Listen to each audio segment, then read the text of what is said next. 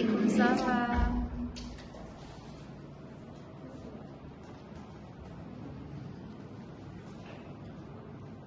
Said, Yaman, Salaman. Assalamualaikum warahmatullahi wabarakatuh. Waalaikumsalam warahmatullahi wabarakatuh.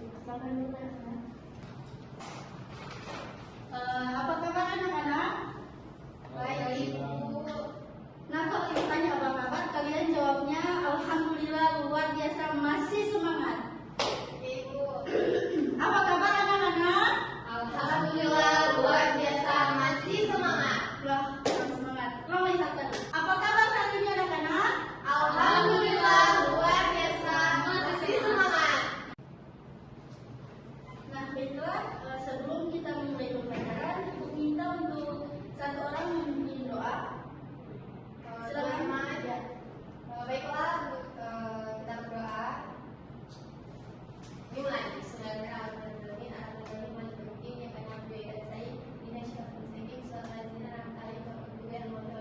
Amin. Nah, Ibu absen dulu ya.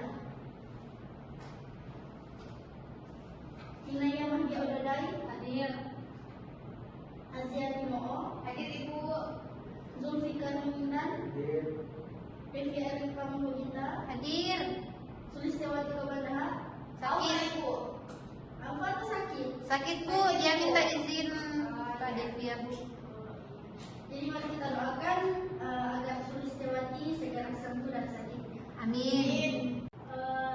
Fikar boleh tolong dihapus papan tulisnya.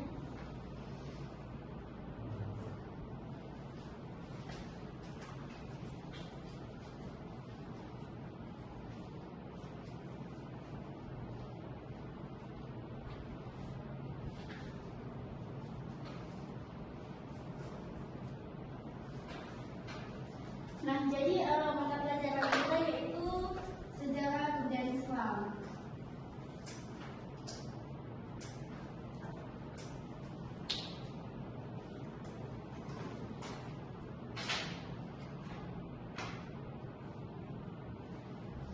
Jadi pada pertemuan kali ini kita akan membahas materi dengan judul kemunduran umat Islam.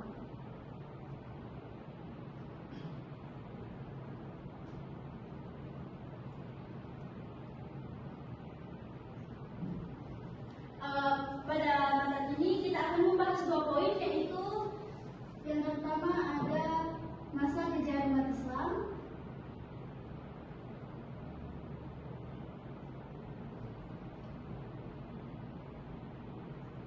dan yang kedua itu ada kemunduran kerajaan Islam.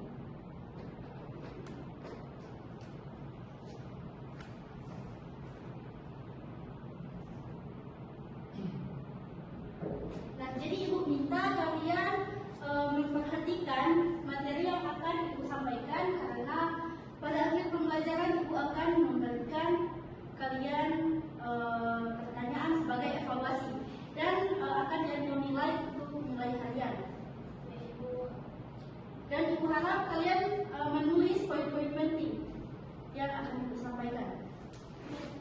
Nah, baiklah, kita masuk pada pembahasan yang pertama, yaitu masa kejayaan umat Islam. Apakah kalian pernah mendengar bahwa Islam itu pernah berjaya? Pernah. Nah, sebagaimana yang kita ketahui bahwasanya Islam itu pernah berjaya. Islam pernah menguasai dunia, bahkan Islam itu pernah menjadi kiblat orang-orang Barat. Dan Islam juga pernah ditakuti oleh orang-orang Barat.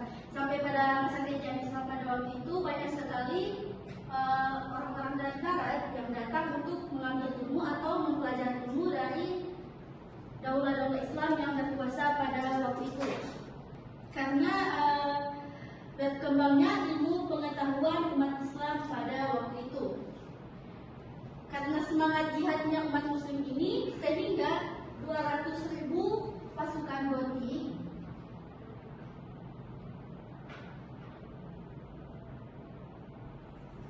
itu tidak mampu mengalahkan pasukan umat Islam yang dipimpin oleh Qutb Ziyad dengan hanya berjumlah 5.000 orang.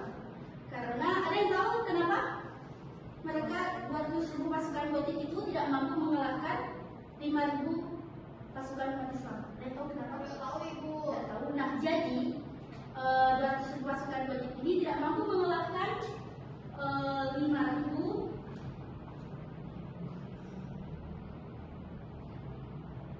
pasukan Islam yang dipimpin oleh Tariq bin Ziyad, karena Tariq bin Ziyad dan pasukan ini memiliki strategi yang cerdas, sehingga bukannya tentara Islam yang kalah, tetapi 200 pasukan gotik ini yang mengundurkan diri karena strategi Tariq bin Ziyad dan pasukannya yang sangat cerdas. Nah, sini mau sedikit menjelaskan ada beberapa peninggalan masa kejayaan umat Islam yang masih bisa kita saksikan hingga saat ini. Yaitu yang pertama ada Istana Al-Hamra.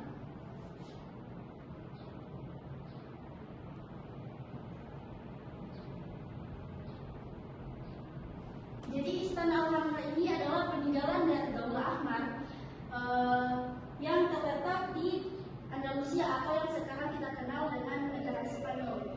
Yang kedua itu ada Taj Mahal.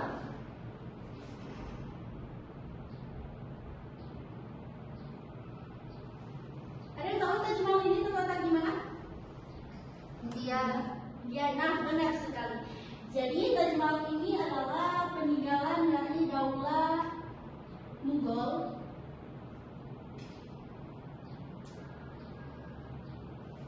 yang hingga saat ini menjadi ikon budaya di India. Nah, selain dua ini, Istana Al-Hamra dan juga Taj Mahal, ada juga peninggalan masa kejayaan umat Islam yang masih bisa kita kembangkan hingga saat ini, yaitu yang pertama ada ilmu kedokteran.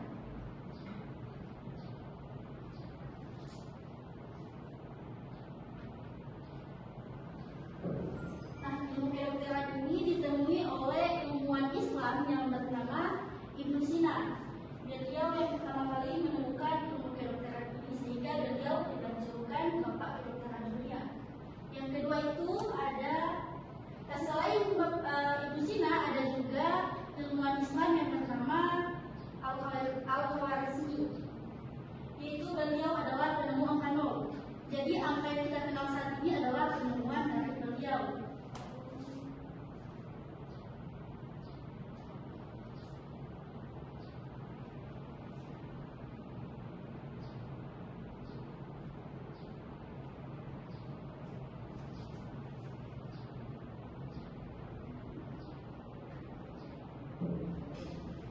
Nah, sebelum Islam masuk, orang Barat itu baru mengenal angka 0. Jadi Islamlah yang mengenalkan angka 0 tersebut kepada mereka untuk menggantikan angka Romawi yang dulunya sangat tidak fleksibel. Nah, itulah pengertian dari masa kejayaan umat Islam pada waktu itu, sehingga kita masuk pada pembahasan kedua, yaitu kemunduran kerajaan besar. Jadi ada dua faktor yang menyebabkan kemunduran kerajaan besar, yaitu ada faktor internal dan juga faktor eksternal. Faktor internal itu dari dalam umat Islam itu sendiri.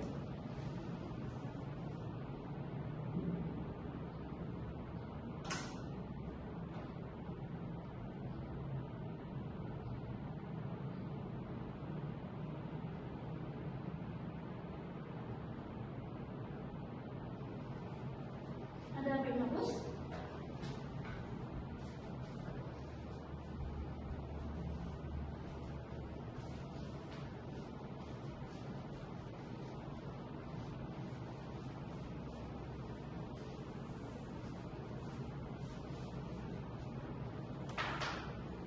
Jadi yang pertama ada perebutan kekuasaan antar penerus Daulah Abbasiyah. Jadi karena adanya perebutan kekuasaan, maka terjadilah perang saudara yang menyebabkan pecahnya kekuatan Islam. Yang kedua itu ada fanatisme kebangsaan.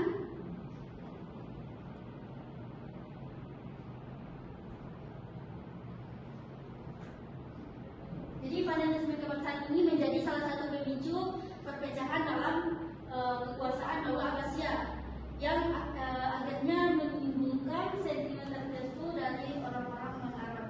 Yang ketiga itu ada penguasa yang hidup mewah dan rakyat menjadi miskin.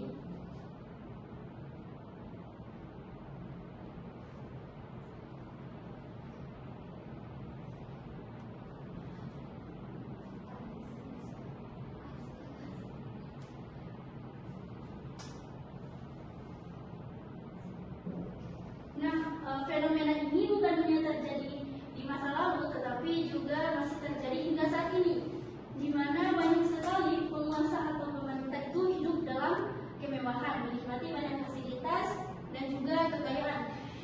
Sementara sebagian mayoritas rakyat atau bangsa negara itu mengalami kemiskinan, kesulitan ekonomi, bahkan kesulitan sumber daya dasar. Yang keenam itu ada munculnya daulah-daulah kecil.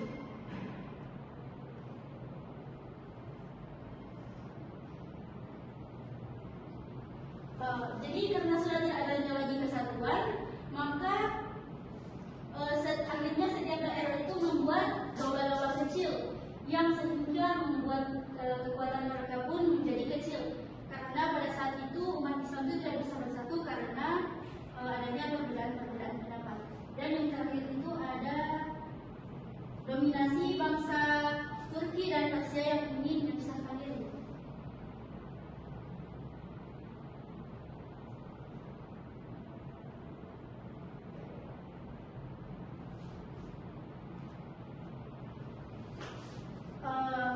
Jadi karena sudah tidak adanya lagi persatuan, adanya diskriminasi, adanya fanatisme kebangsaan, maka bangsa Turki dan juga Persia ini yang awalnya memisahkan diri dari kekuasaan Daulah Abbasiyah, yang akhirnya membuat kekuatan umat Islam pun ikut melemah.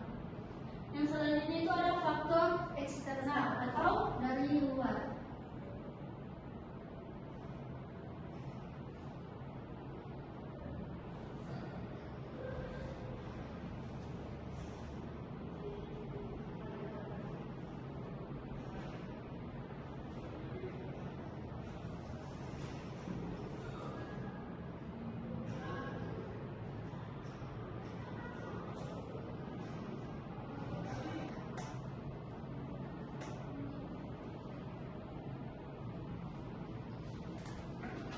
Jadi ada 3 faktor eksternal, yaitu yang pertama terjadinya perang salib antara umat Muslim dan juga Kristiani.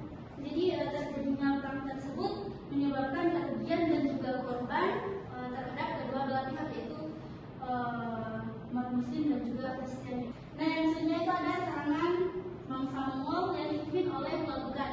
Jadi saat bangsa Mongol ini menyerang Baghdad, di situ terjadi tragedi kemanusiaan seperti penyiksaan, pendarahan, bahkan pembunuhan. Jadi pada waktu itu banyak sekali mayat-mayat umat Islam yang bergelemahan. Selanjutnya yang terakhir itu runtuhnya daulah-daulah Islam yang kuat seperti Daulah Abbasiyah, Daulah Ahmad, dan Daulah Mughal. Nah, itulah faktor internal dan eksternal. Selanjutnya itu ada menurut Syekh Amir Syarif Arselan ada 4 faktor yang menjadi penyebab menurunnya umat Islam dan sulit untuk maju.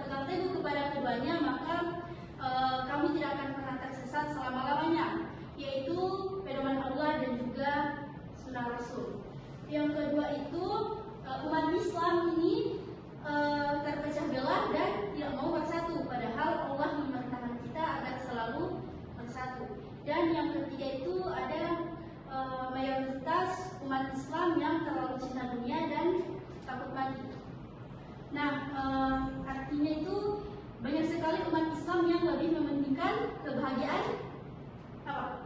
Kebahagiaan apa? Dunia kebahagiaan di dunia dan melupakan akhirat. Ya, jadi itu. Dan yang terakhir itu ada hilangnya semangat jihad umat Islam. Jihad itu adalah, ada yang tahu jihad? Berjalan di Berjuang di jalan Allah. Ya, jadi jihad itu artinya berjuang di jalan Allah. Jadi umat Islam itu sudah hilang semangatnya. Jadi itulah 4 faktor menurut Syekh Amir Syafiq Aksalan.